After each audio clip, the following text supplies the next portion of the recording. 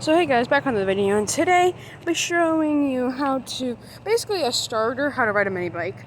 So first put on any helmet that you have. I'll pause it real quick. The head's helmet, as you can clearly see. So now what you want to do is turn on this little button. Oh, maybe, if you can. Right, so it has to be this little start button. Get on the bike. Pull this little lever, give me a second. Pull it.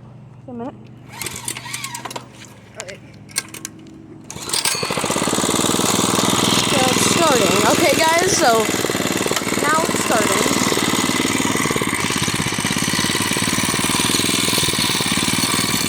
And now you just what you guys need to do now is you guys need to basically get used to this. So put your foot down here. Right here.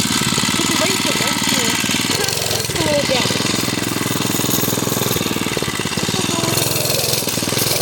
And then when you guys get that done, basically kind of like balance with some speed, and it's like keep going. So like this.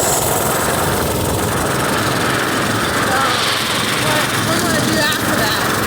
It's just like if you just keep like on like the same speed you were on, and just keep going straight basically.